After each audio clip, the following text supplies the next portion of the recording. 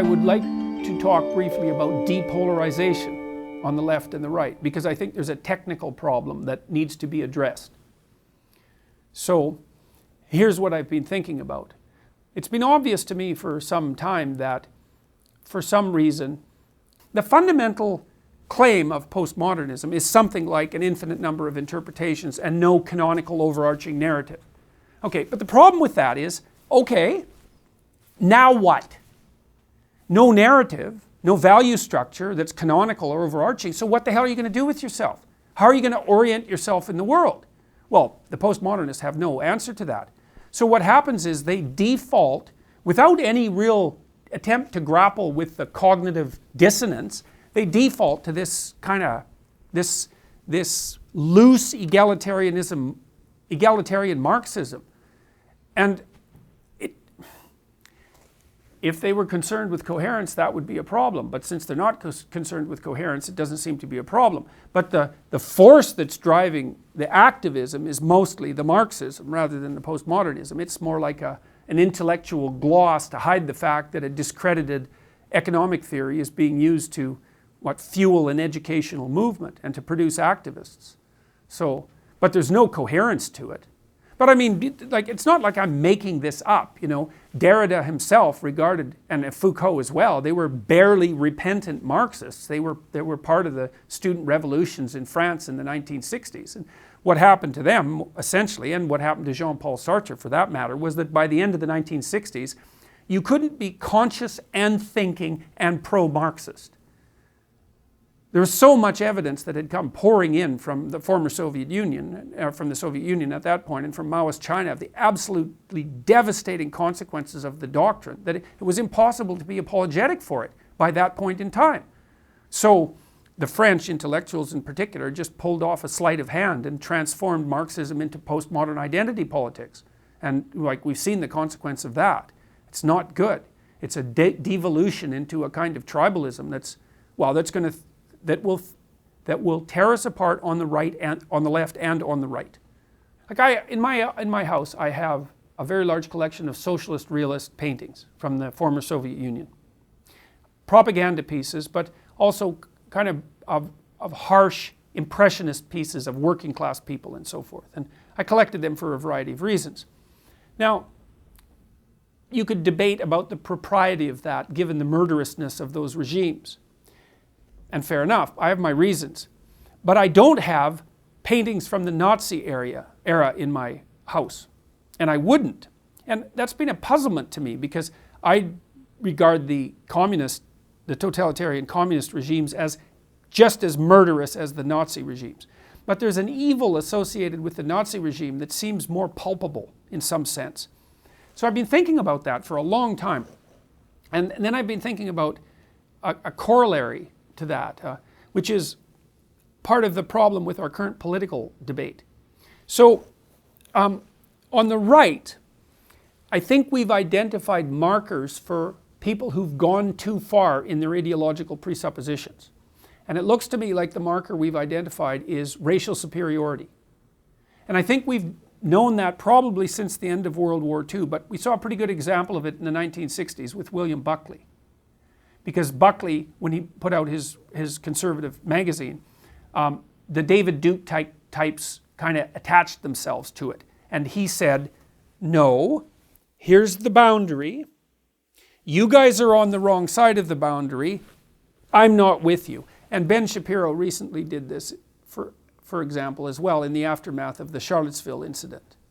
So what's interesting is that on the conservative side of the spectrum, we've figured out how to box in the radicals and say, no, you're outside the domain of acceptable opinion. Now, here's the issue. We know that things can go too far on the right. And we know that things can go too far on the left. But we don't know what the markers are for going too far on the left. And I would say that it's ethically incumbent on those who are liberal or left-leaning to identify the markers of pathological extremism on the left and to distinguish themselves from the people who hold those pathological viewpoints. And I don't see that that's being done. And I think that's that's a colossal ethical failure, and it may doom the liberal left project. Like, the lefties have their point. They're driven fundamentally by a horror of inequality and the catastrophes that inequality produces. And fair enough, because inequality is a massive social force, and it can produce catastrophic consequences. So to be concerned about that politically is reasonable. But we do know that that concern can go too far. Okay, so I've suggested that there's a triumvirate of concepts that bear the same, that, what would you say, have the same potentially catastrophic outcomes when implemented as the racial superiority doctrines. Diversity, inclusivity, and equity as a triumvirate. Even though you can have an intelligent conversation about two of those anyways.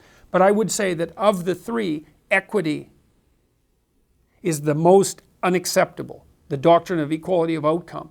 And it seems to me that that's where people who are thoughtful on the left should draw the line. Say, no, equality of opportunity, not only fair enough, but laudable. But equality of outcome, it's like, nope, you've crossed the line. We're not going there with you. Now, maybe that's wrong. Maybe it's not equity. That's my candidate for it. But it is definitely the case that you can go too far on the left, and it's definitely the case that we don't know where to draw the line, and that's a big problem. Well, an example of equality of outcome is attempts being made now to implement the legislative necessity to eliminate the gender pay gap. That's a good example. I mean, you think, well, no, that's not, like, there's nothing pathological about that. It's like, oh yes, there is. You have to set up a bureaucratic inquisition to ensure that that's the case.